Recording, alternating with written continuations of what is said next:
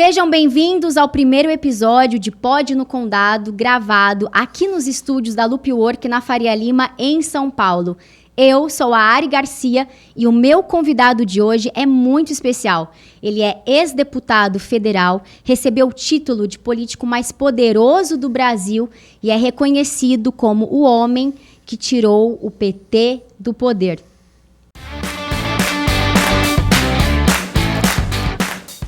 Ele é carioca, radialista, escritor, foi deputado estadual no Rio de Janeiro 1 mandato, 4 mandatos como deputado federal, é membro da Assembleia de Deus, pai de 5 filhos, casado, presidiu a Câmara dos Deputados e foi o homem que pautou o impeachment da ex-presidente Dilma Rousseff. Seja muito bem-vindo, Eduardo Cunha. Palmas!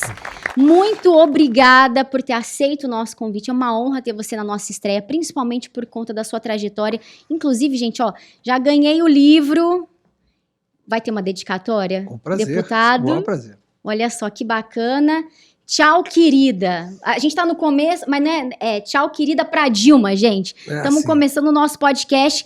A primeira pergunta que eu acredito que as pessoas ainda não tenham tanta relação, né, com a sua personalidade, estava até conversando com você, Eduardo, é sobre o seu humor. Você é bem-humorado, você reconhece até essas comparações, essas brincadeiras que as pessoas fazem com você em relação a personagens de séries políticas, né? E você lida bem com tudo isso, essa transição até de fazer campanha nas ruas, e hoje as campanhas estão nas redes sociais, né? Bom, em primeiro lugar, muito obrigado pelo convite. Foi uma honra para mim poder estar aqui com você, Ari, e a gente poder dialogar. Bom, a gente na vida, quem está na vida pública, tem que se habituar com esse tipo de coisa, né? Então, se você não tiver um bom humor, você vai sofrer muito mais as consequências de tudo que é feito. Então a gente tem que lidar com bom humor. Eu tento lidar com bom humor na medida do possível, desde que não passe para agressão pessoal, para xingamento. Mas se for na forma como é feita, eles levam na boa. Sabe o que eu acho bacana? Eles te reconhecem também como o meu malvado favorito. Isso já é uma brincadeira, já. Eu achei bacana. E a gente lembra muito, assim, da sua história, né? Sabemos que você já tem aí um bom tempo, né, como político, mas a gente sabe da importância de você representar o povo brasileiro, tirando de fato a Dilma do poder. Naquele momento, você entendia o comprometimento com a nação e a responsabilidade e consequências do Veja bem, ato? claro que as consequências eu sabia que seriam muito impactantes, não tem dúvida disso. Mas na verdade é o seguinte, ali eu fui um personagem institucional, porque cabia e cabe ao presidente da Câmara analisar, aceitar a admissibilidade de um pedido de impeachment. Consequentemente, é um ato unilateral, não é um ato que não pode ser delegado nem para o plenário. Havia, inclusive, a previsão de recurso quando o presidente nega. Mas mesmo isso, naquele momento, o PT entrou no Supremo e obteve uma liminar que nem o recurso poderia obter. O que, de uma certa forma, não deixava margem para qualquer outra coisa que não fosse aceitar ou não aceitar. Consequentemente, na hora que eu constatei, porque aquilo, ao contrário do que todos acham, não foi um ato político de tirar o PT somente, não. Isso foi a consequência. Na prática, a Dilma cometeu um crime de responsabilidade. Eu não poderia ter aceito um pedido de impeachment se não fosse um crime de responsabilidade. E muita gente, às vezes, confunde, porque ela vinha cometendo os crimes de responsabilidade, inclusive no mandato anterior, as tais famosas pedaladas fiscais em 2014, mas não foi por isso que eu aceitei o pedido de impeachment. Na verdade, a pedalada fiscal ela fez em 2014, eu entendi que aquilo naquele momento era de um mandato anterior. Então, o mandato dela, naquele que ela praticou a pedalada, terminou em 31 de dezembro de 2014. A gente estava em 2015 num novo mandato. Então, consequentemente, ela tinha que ter praticado um crime naquela gestão. E quando ela o fez, e qual foi esse crime? Ela editou decretos de execução orçamentária sem aprovação no Congresso Nacional. Aí não me restava a alternativa que eu tinha que fazer. Efetivamente eu tinha que aceitar o pedido de impeachment. Então eu não fugi da minha responsabilidade, eu não fugi com medo de efetivamente as consequências que poderiam advir, eu cumpri o meu papel. Claro que hoje você vê claramente que a correção do que eu fiz, não só do ponto de vista institucional, pela adequação da medida que eu tive de abrir o processo de impeachment, mas também pela sua consequência de ter conseguido ter se ficado livre do PT. Essa que é a grande verdade, porque senão, se aquilo não tivesse ocorrido, talvez nós estivéssemos hoje num outro tipo de situação sendo discutida. Então, isso, o fato político, a consequência política do gesto que eu tomei, ela realmente ela teve um impacto na história e na política do Brasil. E mais, efetivamente, depois que eu aceitei o processo de impeachment e que foi levado para votação, ali, naquele momento, eu virei o articulador para que efetivamente aquilo fosse aprovado. Então, eu articulei sim, eu participei. Isso eu relato tudo no livro com muita, digamos assim, com muito detalhamento de toda a história de como isso ocorreu, em 808 páginas que ele está aí descrito, embora o livro seja até muito mais abrangente, porque ele vem desde a proclamação da República, todas as eleições presidenciais, a criação da lei do impeachment. A lei do impeachment ela foi usada 3 vezes na história. Ela é de 1950. Primeira vez com Getúlio Vargas, que conseguiu vencer na Câmara e não teve abertura do processo de impeachment, mas ele acabou se suicidando depois. Com Collor, onde as razões do impeachment do Collor eu coloco aí que foram... Essas sim foram verdadeiramente absurdas e efetivamente o impeachment da Dilma. Foram usadas 3 vezes. Eu relato tudo isso no livro. Então, eu tenho consciência daquilo que eu fiz, não me arrependo daquilo que eu fiz. E todo mundo, quando vem me perguntar, mas você não se arrepende? Eu digo o seguinte, olha, a pergunta que você tem que me fazer, você não faz. Aliás, nenhum jornalista me faz. Se você soubesse que você ia pagar o que pagou pela abertura do processo de impeachment da Dilma, você faria de novo? Faria. Exatamente igual, sabendo de tudo que eu passei e que eu poderia passar. Nenhum problema da minha parte. Eu acho que a minha responsabilidade de fazer aquilo era muito maior do que qualquer consequência que eu pudesse sofrer. Então eu sabia que eu ia ter consequências, eu sabia que eu ia ter retaliações, eu sabia que eu ia enfrentar um furacão a partir dali. Mas eu não me curvei e não me curvaria se eu pudesse voltar atrás sabendo o futuro. Enquanto deputado e enquanto presidente da Câmara dos Deputados, principalmente neste momento, né, de impeachment, qual que foi o pior momento para você? Eu acho que... O pior momento da história do impeachment? Não, a história do impeachment, ela teve vários bons e maus momentos, né? Principalmente para mim, porque a retaliação, eu não sofri ela somente depois que eu aprovei o processo de impeachment. Eu sofri durante todo o meu mandato de presidente da Câmara. Na verdade, o governo do PT entrou numa guerra. Você acha que o PT te perseguiu depois disso?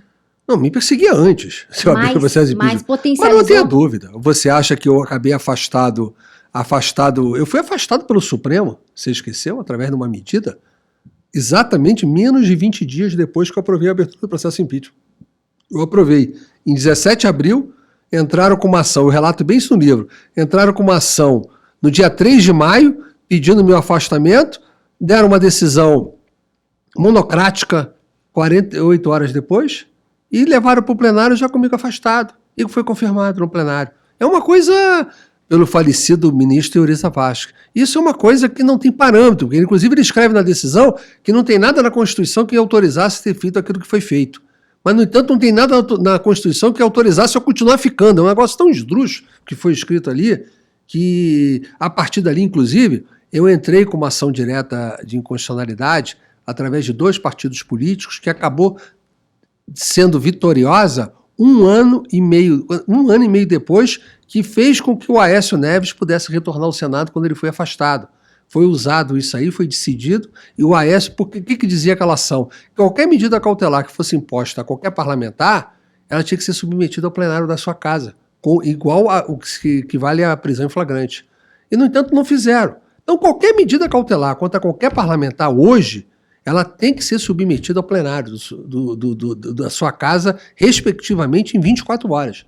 E isso não foi feito comigo. Se tivesse sido feito comigo, esse afastamento não teria sido confirmado. E este livro ele foi escrito por você, juntamente com a sua filha. Com a minha filha, a Daniela Cunha. E aqui a gente tem um apanhado histórico da República. Para você, existe, assim, de fato, um real problema na nossa República, aquilo que impede o progresso, o crescimento, e, assim, na sua visão, o que poderia ser feito para a gente tirar um pouco dessa instabilidade? Olha, eu tenho escrito vários artigos depois desse livro, e praticamente quinzenalmente no Poder 360, onde eu abordo as razões de alguns dos problemas. O último que eu escrevi, não foi o que eu escrevi hoje, mas que eu escrevi há 2 semanas atrás, eu tratava justamente de um problema sobre a necessidade de uma nova Constituinte. E que a Constituinte sempre se colocava que ela devia se dar por rupturas. Geralmente as constituintes que aconteceram, ou as novas constituições que aconteceram no Brasil, é quando tinha uma ruptura, seja de um lado ou de outro, seja uma ruptura para sair da democracia, ou como teve Estado Novo e tudo, a Constituição de Getúlio, ou uma Constituição dita quando você retorna à democracia, como aconteceu com outras constituições, até com a de 46 de Dutra, enfim. Ali são circunstâncias que se colocou que a ruptura é que tem que levar uma nova Constituição. Mas, na prática, nós estamos vivendo uma ruptura institucional há muito tempo, uma ruptura velada, porque nunca houve aquilo que está preconizado na Constituição, que é a independência e a harmonia entre os poderes, nunca esteve tão pouco independente os poderes e nunca tão desarmônico como eles estão hoje. Então há uma preponderância incerta do Poder Judiciário que você não tem como recorrer de determinadas decisões. Então a Constituição deixou assim um vácuo de possibilidade hoje que uma parte do Judiciário legisla, uma parte do Judiciário interfere no Poder Executivo, e tudo isso por uma falta, talvez, de uma regulamentação da própria Constituição que prevesse essas situações e as consequências dos seus recursos. E hoje nós não temos isso. Então eu acho que a gente vive debaixo de uma ruptura velada. E essa ruptura precisa ser, de uma certa forma, revertida. E talvez só uma nova Constituição. Eu prefiro não atacar as decisões, eu prefiro ver as motivações das decisões e ver o que nós temos que fazer para mudar a forma como essas decisões estão sendo tomadas. Como você já é um político experiente, né, é importante as pessoas também entenderem a importância do Congresso. Como que você compara o Congresso atual com os anteriores e, de fato, a gente está vivendo um momento de decadência ou de transição? Você sabe, eu estava uma vez como presidente da Câmara, recebi a visita do primeiro-ministro da China e estava levando ele até o salão principal, ali que você tem a visão que você pega toda a Praça dos Três Poderes. E Brasília foi feita de uma tal maneira que o Congresso está no centro, de um lado você tem um poder executivo, do outro lado você tem um poder judiciário. Por quê? Porque o Congresso é o centro.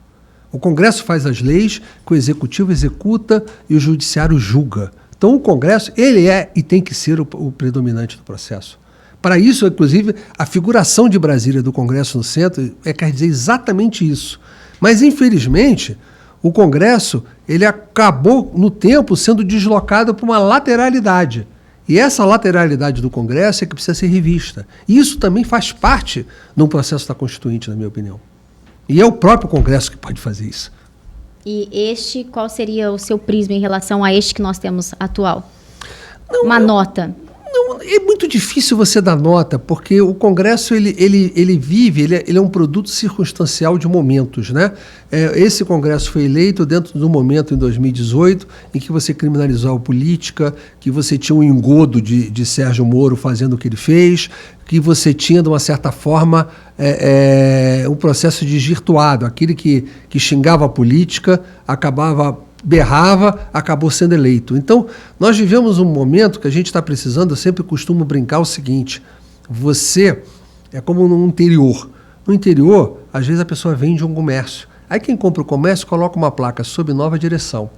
Aí aconteceu um caso contrário, uma pessoa vendeu o comércio no interior e quem comprou estava muito mal. Então, como ele estava mal, o antigo dono resolveu recomprar o comércio. Aí ele recomprou o comércio e colocou uma placa sob velha direção. Então nós estamos aqui no momento hoje de voltarmos sob a velha direção, ou seja, voltar a política para os políticos. Nós perdemos a política para os políticos pela campanha de criminalização da política que foi feita. Você vê que uma das consequências da criminalização da política é o fato da gente depender hoje de fundo eleitoral bilionário para a eleição de todo mundo, quando na realidade isso nunca aconteceu. Isso foi uma consequência da criminalização da política, onde todo mundo que dava contribuição de campanha ou quem recebia a contribuição de campanha passou a ser criminoso. Então, tinha que acabar com a contribuição privada e passou a ser obrigatoriedade do financiamento público. O que gerou com isso? 5 bilhões esse ano para a eleição, como gerou 2 bilhões na eleição de 2018. Sim. Isso colocado no tempo vai valer bilhões e bilhões que estão sendo tirados do investimento de saúde, educação, segurança pública e colocado em campanha eleitoral. Não tem sentido o financiamento de campanha eleitoral ser feita pelo bolso do contribuinte. Essa que é a grande verdade. Então isso foi uma das consequências da criminalização da política. E você, como bem citou agora o Sérgio Moro, quando juiz, foi ele quem expediu o seu mandado de prisão. Sim. Foi um erro o governo ter colocado ele como ministro? Você se diverte com essa campanha dele? Porque ele é todo atrapalhado, né? Ele tem um posicionamento bastante amador. Eu convivi eu convivi com ele em várias audiências e deu para ver que eu diria que a personalidade dele é quase psicopata. Então, ele na minha opinião, isso já está hoje comprovado, ele é o chefe de uma organização política criminosa que forjou todas as decisões com o intuito de atingir o seu objetivo político. Na verdade, o Sérgio Moro, inclusive, já declarou isso em várias entrevistas públicas, que eu vou falar aqui, não é autodefesa, não. Ele colocou simplesmente o seguinte, eu não sou uma pessoa parcial contra o PT, porque eu tenho aqui o maior adversário do PT, que é o Eduardo Cunha. Então ele me usou para poder ter a desculpa que ele era imparcial, quando eu fui apenas um objeto dele. E a prática, tudo que ele fez está anulado. A condenação que ele me impôs foi anulada pelo Supremo Tribunal Federal. Não foi só a do Lula, não, a minha também foi. Então, na realidade, ele decretou uma prisão preventiva contra mim, que eu fiquei preso um período de mais de 4 anos, única e exclusivamente, com base numa sentença que ele acabou dando, que foi anulada. Então, a pergunta é, quem repara isso para mim? Como é que pode ter uma situação como essa? Então, eu nem discuto a situação do Lula, não, porque o Lula já tinha, naquele momento, ele colocou como execução de pena em segunda instância, que era um outro absurdo que o Supremo momentaneamente aceitou, mas o Lula não foi preso preventivamente. Mas você tem um sentimento de injustiçado? Não, eu não, mais do que um sentimento de injustiçado. Injustiçado é óbvio que eu fui, tanto que o fato de eu ter sido preso preventivamente, que ele acabou dando uma sentença que foi anulada, já mostra que eu fui injustiçado. Porque se eu não tivesse sido injustiçado, não teria sido anulada. Então é muito simples, assim. O fato em si não é o meu sentimento que eu sou injustiçado. O fato responde a isso. Eu tenho uma indignação do país permitir que um ser como esse consiga desvirtuar todo o processo político de uma nação, criar uma crise sem precedentes no país, que até hoje perdura, com a criminalização da política que ele colocou, que tem como consequência o fundo eleitoral, que tem como consequência a perda de milhares de empregos que ele provocou, a quebradeira de várias empresas, tudo para atender um objetivo político dele, utilizando os meios policiais. Ele e uma quadrilha que estava com ele, que era a quadrilha de procuradores. Isso está comprovado não por mim, não. A cada dia que passa, eu acabei de ver agora aqui, anularam mais 3 ações por causa da Vaza Jato. Ainda não saiu 1% do que ele falava sobre mim nessa Vaza Jato, porque não me liberaram tudo, não. Mas eu sei o que tem lá. Então, será que em algum momento eles sentiram que você era uma ameaça até para sempre? Você sempre esteve lutando contra as pautas do PT. Inclusive, você bloqueou muitas iniciativas e tentativas, né, de implementar pautas contra o povo. Então, você também foi responsável por isso. Então, seria uma ameaça manter você no poder e talvez por isso uma tentativa de assassinato de reputação para que você não trabalhe em favor do povo? Ari, o que aconteceu foi o seguinte, são 2 coisas distintas. Ali foi um pouco o PT que queria a minha retirada por vingança. Primeiro, porque eu não comungava dos princípios deles, eu derrotei o PT na eleição da presidência da Câmara, em primeiro turno, vergonhosamente, e eles nunca se conformaram com isso, queriam me destruir antes de eu abrir o processo de impeachment. Depois, o fato da minha queda e a consequência, a entrada do Sérgio Moro no processo, era um outro objetivo. Era o Sérgio Moro querendo me usar na criminalização da política e fazer o contraponto com o PT. Então, são momentos e circunstâncias diferentes. É claro que dentro desses 2 vieses que eu estou te falando, existe também aqueles que são contra mim pelas minhas posições. Justamente porque eu representava. Um cara que defende a pauta dos evangélicos, contra o aborto, enfim. Havia toda uma sequela de situações que juntou-se aquela coisa quando o cara está apanhando, aquele lá, eu não gosto dele não, vou lá bater também. Então, é mais ou menos assim que aconteceu. Então, aí virou uma conjunção de fatores. Mas as 2 coisas são bem claras. Primeiro, o PT querendo me destruir, porque efetivamente eu destruí o PT na ótica deles. E segundo, o Sérgio Moro me usando para a criminalização da política, para ele tentar atingir o objetivo político dele. E agora você é filiado ao PTB? Partido Trabalhista Brasileiro. Com muita honra, que aliás eu retorno, que foi o primeiro partido que eu me filiei na minha vida. Ah, foi o primeiro? Sim, em 1982. Uau! Eu estou ficando velho, né? Mas enfim, eu ia ser candidato a vereador na cidade do Rio de Janeiro, na época que a Sandra Cavalcante era candidata a governadora pelo PTB, e ela acabou depois foi uma eleição muito longa e foi uma eleição que juntava todas as eleições naquele momento de vereador. Não tinha eleição de prefeito de capital, né, mas tinha de prefeito de cidades que não eram capitais, mas vereador, deputado estadual, era tudo junto. Então eu ia ser candidato a vereador. Depois acabei não saindo por outros motivos. E como que é a tua relação com o Roberto Jefferson, com o Bob? Eu conheço o Roberto Jefferson há muitos anos, né, porque nós convivemos muito no processo do impeachment de Collor. Naquele momento porque ele estava, naquele momento eu fazia parte do governo do Collor. Ele defende as bandeiras conservadoras de direita, sem dúvida. Assim, com o coração, né? Sem dúvida. Eu conheço ele há pelo menos 30 anos. Tá? Há pelo menos 30 anos eu conheço e convivi com ele, desde aquela época do impeachment do Collor, depois ele como deputado, depois nós fomos deputados juntos. Eu vi a vítima que ele foi também de um processo de cassação na Câmara, a qual eu votei contra e trabalhei contra, mas infelizmente naquele momento não tinha sucesso, eu estava no meu primeiro mandato. Enfim, a minha relação com ele é de muitos anos, né? A gente tem uma relação de muitos anos. Então, conheço bem bastante ele e todas as evoluções do processo político. Sim, e como pré-candidato a deputado federal aqui por São Paulo, acredito que uma das pautas, né, e ideias que você tem é impedir, né, essa continuidade aí do avanço das pautas que a gente já conhece bem, de que nós somos defensores da família, nós somos pró-família, nós somos armamentistas, e aí a gente tenta lutar exatamente para que essas avancem, porque por essas que o Brasil almeja, a prosperidade, né, uma economia liberal, ela precisa de políticos que tenham experiência até mesmo para serem combatidos contra aquilo que eles querem, de alguma maneira, colocar à frente das nossas famílias. Nós somos a favor da iniciativa privada, eles são contra. Então é difícil, né? Você também tem esse entendimento que é uma luta de bem contra o mal? Eu acho que é um pouco... eu acho que são várias lutas, todas elas mais ou menos na mesma linha que você está colocando. Né, deputado? Você eu sempre fui muito conhecido por... Inclusive, sempre fiz parte de todas as minhas bandeiras, que eu sou defensor da vida e da família. Sempre fui assim. Então, eu fui presidente da Comissão de Constituição e Justiça da Câmara, quando eu levei a derrota ao projeto de legalização do aborto, né? Foi uma guerra enorme quando eu estive ali e nós conseguimos, naquele momento, derrotamos esse projeto. Então, eu tenho iniciativas legislativas, inclusive de criminalização. O problema do aborto é um problema tão grave que eu acho que o médico que faz o aborto, ele tem que ser punido, ele não é punido hoje. As pessoas se preocupam muito com a consequência com a mulher, mas a consequência tem que ser com o médico, porque ele que está praticando o ato, permitindo que a mulher faça aquilo. Então, eu tenho projeto de iniciativa de criminalização do médico com agravante, eu tenho várias iniciativas legislativas e enfrentamentos que eu fiz dentro do Congresso com relação à defesa da vida e da família. Isso não tem a menor dúvida com relação a isso. E obviamente, que essa sempre será uma das minhas bandeiras principais. Agora, eu em São Paulo, eu estou partindo mesmo para um embate político também contra o PT. E eu ia te perguntar isso, por que São Paulo? São Paulo por uma razão muito simples. Primeiro que São Paulo é o berço do país, né? Tudo que acontece em São Paulo repercute em todo o país. São Paulo é a locomotiva, como se diz, mas é o berço do país. Só que São Paulo também é o berço do PT. Então, o PT nasceu aqui, o berço do PT é o sindicalismo de São Paulo, é aqui que o PT tem as suas raízes e é aqui que o PT deve ser enfrentado.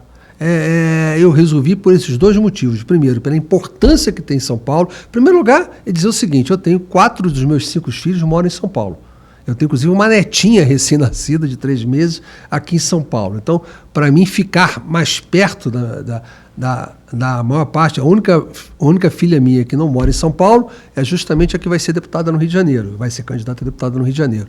Mas os outros, meus filhos todos têm vida estabelecida aqui em São Paulo, com essa netinha recém-nascida, que é o amor, obviamente, da minha vida, não há dúvida, não tem coisa mais agradável do que isso. Então, ficar perto deles é o principal motivo de eu ter vindo para São Paulo. Sim. Aí a disputa política que vai se dar por essas motivações do que é São Paulo. São Paulo é a locomotiva do Brasil, São Paulo tudo que acontece aqui tem impacto, sim, e você enfrentar o PT no seu berço me dá muita alegria, me dá muito prazer. Então a gente pode esperar um Eduardo Cunha combativo. Combativo eu sempre fui. Corajoso, né? Mais sempre do que fui. Nunca. Corajoso e combativo. E um braço importante aí na base aliada do presidente. Embora corajoso e combativo, mas sempre educado. Eu nunca sempre fui mal pleno, educado. Né? Ele é muito pleno. Nunca fui mal educado com ninguém. Então, eu vou ser combativo, corajoso, sempre com educação. Eu não preciso berrar, não preciso xingar. A gente tem como combater com argumentos. Então, a verdade é o seguinte: eu tirei realmente a verdade, eu tenho importância fundamental por ter tirado a Dilma e o PT do governo. pretendo lutar para que eles não voltem, e se eles voltarem, vamos lutar para eles tirarem eles de novo. Misericórdia, não, pelo amor de Deus. É muito simples a posição que eu defendo. E você tem o apoio do presidente Jair Bolsonaro? Olha, eu não posso te dizer, certamente eu acho que ele deve ver com alegria a possibilidade de eu poder me eleger. Você está sempre em Brasília, a mídia sempre especula. Eduardo Cunha está nesse hotel, está nesse hall de hotel, tem uns paparazzi atrás de você, né? Sempre, eu vejo umas notícias. Eu me hospedo sempre num hotel em Brasília, não teve nada e o que será que ele está fazendo no hall? Está aguardando quem? Eles falam até detalhes. Estava com a caneta, com o livro, com a perna cruzada, eu falo, meu Deus, Eduardo Cunha tem fãs pelo Brasil. E aí você se encontra, ou já encontrou agora nos últimos dias com o presidente, com alguém da família Bolsonaro? Há uma expectativa de alinhamento agora para a próxima campanha? Veja bem, eu vou. Meu conceito, eu pretendo apoiar, já declarei isso publicamente, eu vou apoiar a reeleição dele. Quer dizer, até por uma razão muito simples. Aliás, eu coloco isso com muita clareza em todos os artigos que eu escrevo. Nunca existiu, nem vai existir terceira via, Esquece, não existe terceira via. Aliás, como o pessoal costuma dizer nas igrejas, terceira via não tem terceira via, não. É homem, mulher, é direita, esquerda. Nada tem terceiro. Sei lá, um purgatório na política, não tem. Não existe. Então não existe terceira via. Então, ou você está do lado do PT ou você vai estar contra o PT. Eu sou contra o PT. E quem está contra o PT é o Bolsonaro. É muito simples. Só por esse motivo já é o suficiente para mim. Então eu vou apoiar a reeleição do presidente Bolsonaro. Acho que o Bolsonaro sofre um cerceamento, uma perseguição da mídia, como eu nunca vi na história do Brasil. Nunca vi, eu relato vários exemplos desse no livro, porque o livro acabou sendo escrito no momento, ele terminou de ser escrito no momento que estava no auge da pandemia. Então, ali eu pude descrever vários fatos aí que pode mostrar essa perseguição. Então, eu não preciso do apoiamento, e nem acho que o Bolsonaro tem que apoiar qualquer deputado, até porque quem pretende se eleger não pode apoiar. É como a gente às vezes dobra com vários deputados estaduais. Se eu apoiar um, eu vou ter problema com os outros. Então ele não tem que apoiar ninguém, não. Ele tem que torcer que a eleição seja de pessoas que estejam afinadas ou que possam, no Congresso, ajudar a governabilidade dele. Então, com certeza absoluta, baseado nesse princípio, ele vai gostar. Ele vai ficar feliz se eu me eleger, mas se eu não me elegesse e tivesse um outro pensando igual, ele também ia gostar. Então, tem que ser dessa maneira. Esse é o correto para ele fazer. Eduardo, o deputado já é um político experimentado, né? Com tantos anos, a gente gosta de ouvir ele. Pelo menos eu estou aqui aprendendo, né, gente? Não sei assim vocês, mas é importante, né, a gente reconhecer a história do Brasil, mas não é só de uma pessoa que a gente está ouvindo falar, alguém que participou, uma testemunha ocular, né, de fato, do assunto. Agora eu vou ler o seu livro, viu? Com muito prazer. Que bom. Obrigada. E você daria algum conselho para o presidente Jair Bolsonaro para talvez fortalecer essa reeleição dele, porque você teve, né, sofreu com o judiciário, esse jogo fechado também do Congresso? Teria algo que você, se ele fosse mais assertivo em algum caminho ali, você acha que talvez ele melhoraria algo? Acho que toda vez que eu tenho escrito algum artigo, de uma certa forma, a gente sempre dá algum recado sobre a nossa opinião do que aquilo pode ter influência no processo, né? Várias delas eu já fiz chegar.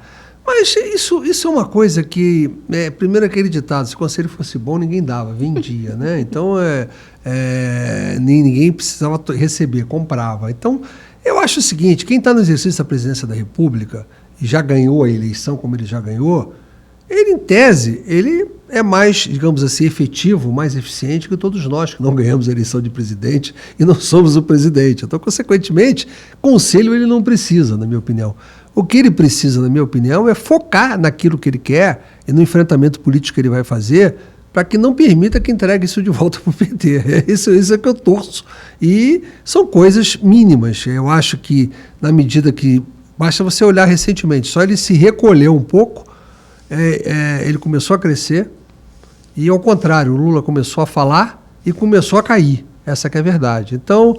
é melhor deixar eles falarem do que a gente falar. Deputado, a gente não precisa falar, não. A gente acaba até se divertindo, né? A gente se diverte, de fato, com as declarações do Lula, assim. Como consegue, depois de todos esses anos, ele ainda bate em narrativas como, por exemplo, o socialismo. Ele quer emplacar uma ideia de que a classe média está errada a partir do momento que ele ostenta. A gente sabe que, né, ele goza dos privilégios do capitalismo, mas ainda defende um case fracassado que em lugar nenhum do mundo deu certo, que é o socialismo.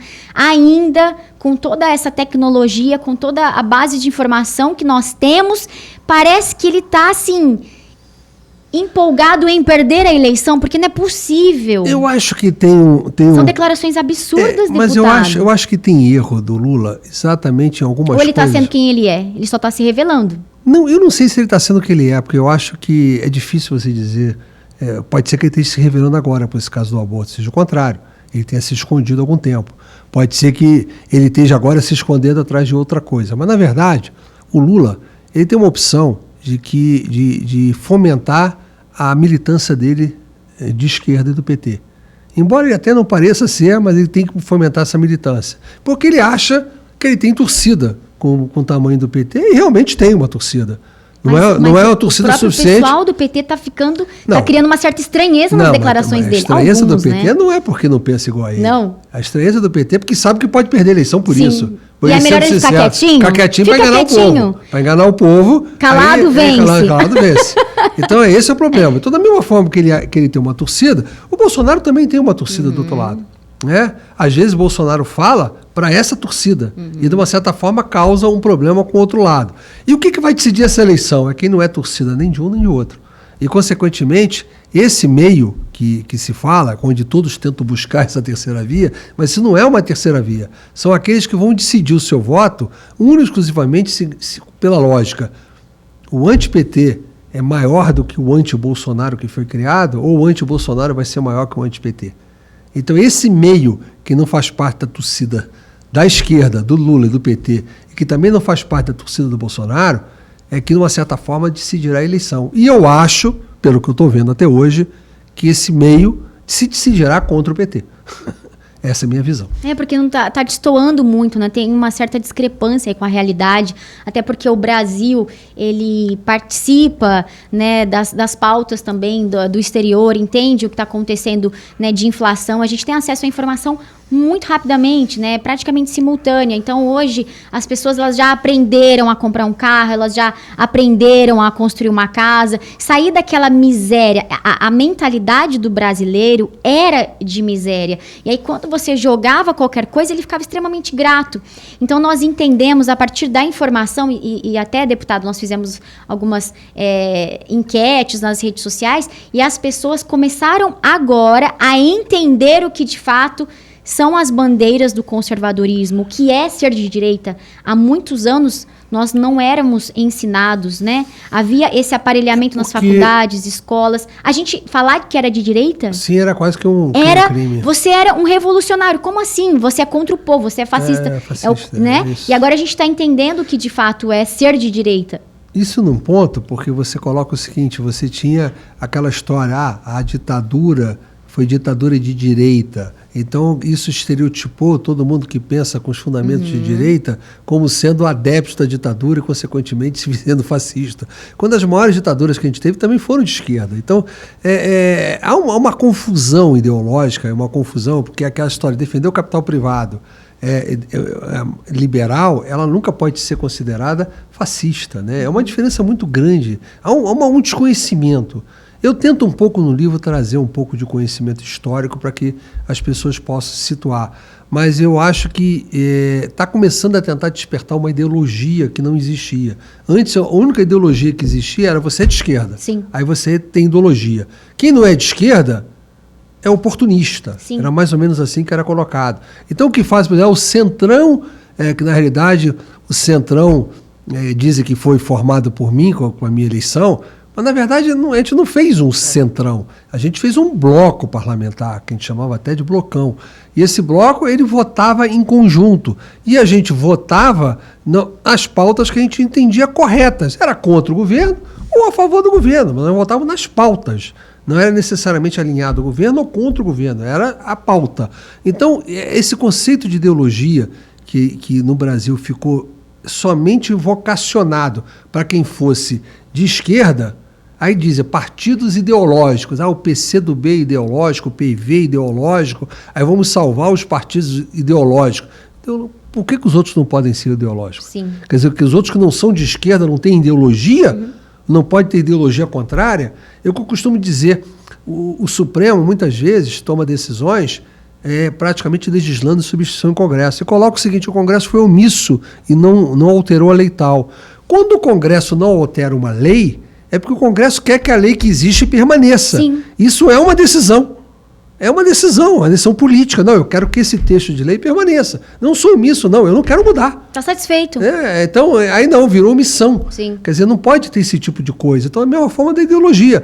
Nós temos que aprender que o mundo tem ideologias diferentes. E não existe ideologia, a palavra só existe ideologia quando é de esquerda.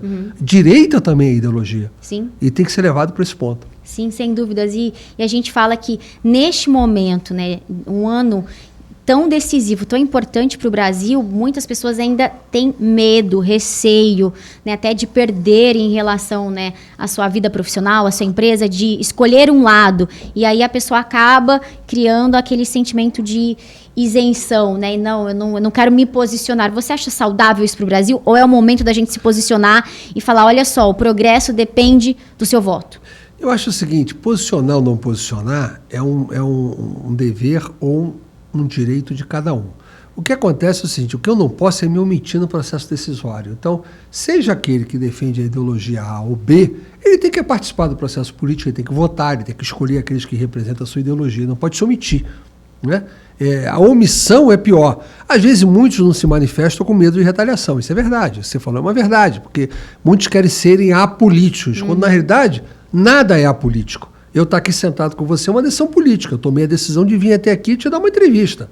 Da mesma forma, você tomou a decisão de política de me convidar para poder participar. Tudo na vida é política. Sim. Então, quando você foge de um posicionamento, você está tendo uma decisão política de omissão, que pode ter uma consequência para você. Quando você não faz parte do processo, quando você não luta por aquilo que você acredita, consequentemente você não pode reclamar. Eu costumo dizer o seguinte, você não vou votar, não, vou me abster. Então você é responsável pelo resultado. Se você for lá e não votou, se você pegar a eleição de 2014, quando a Dilma venceu o segundo mandato dela, se você somasse a abstenção, nulo, branco e nulo, a diferença que ela ganhou a eleição, ela tinha perdido de muito.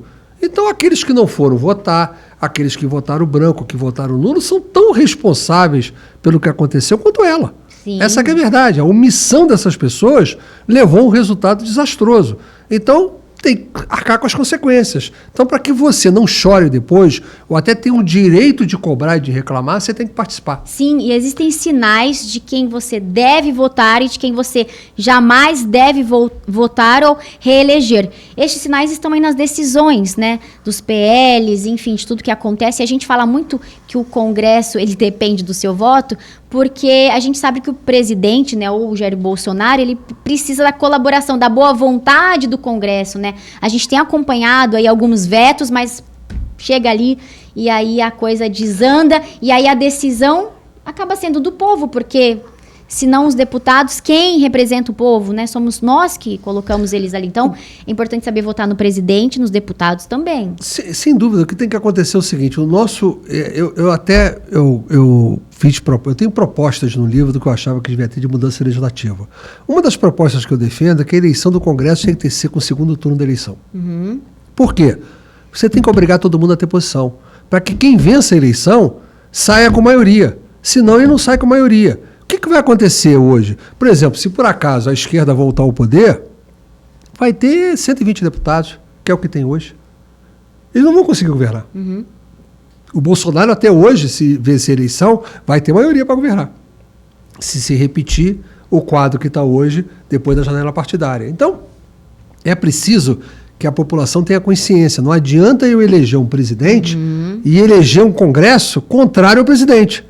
Porque o que vai acontecer? É uma briga o tempo inteiro e o risco que você tem de, digamos assim, de erupção política é muito grande. Então é preciso que essa consciência seja levada. Como, infelizmente, a lógica que você tem para votar para deputado é diferente da lógica que você tem para votar para presidente, e nós não temos o parlamentarismo, que é o que eu defendo, você precisa, ao menos, colocar que a eleição do Congresso seja junta com o segundo turno, porque aí você é obrigado a se posicionar. Aí você sabe, se eu votar no Bolsonaro, eu tenho que votar no deputado ligado ao Bolsonaro. Se eu votar naquele deputado, e esse deputado ele apoia o PT, não adianta eu votar nele e no Bolsonaro, eu tenho que votar nos dois, num deputado que esteja ligado na linha dele. Da mesma forma, quem defende a candidatura do PT tem que votar em deputado alinhado com eles. Com certeza. Então, esse é o processo político que a gente tem que viver e tem que amadurecer. Sim. E essa iniciativa em voltar a um cargo eletivo se deve também em relação à sua família, né? Porque você poderia parar, Ariane, eu já tenho muito tempo já de política, eu já fiz muito pelo Brasil, talvez a pauta mais difícil, né? Deixa eu falar, você tem esteve nos seus ombros, e agora você quer voltar. Sem dúvida, existe uma palavra na Bíblia que está no livro de Ageu, capítulo 2, versículo 9. A glória da última casa será maior do que a primeira. Então eu espero que a glória da última casa seja maior do que a primeira. Assim seja, se Deus quiser. Obrigada por ter vindo. Eu que agradeço. Deus te abençoe. Obrigado, tá bom? amém. Boa sorte. Obrigado. Eu quero a dedicatória. Com o maior Pode prazer. ser? Pode. Olha só, enquanto ele escreve aqui, corre no nosso canal, se inscreva, ative o sininho para toda semana você ser notificado sobre os nossos convidados. Toda quinta-feira às 20 horas a gente tem um convidado inédito no cenário político brasileiro, relevante para tirar suas dúvidas e te dar mais informações sobre a política brasileira. Eduardo, muito obrigada. Olha só, gente, que chique, com dedicatória. Boa sorte, tá? Muito obrigado. Viu? Fica com Deus, boa semana. Amém. Obrigado. Beijo para vocês, até a próxima. Até a próxima.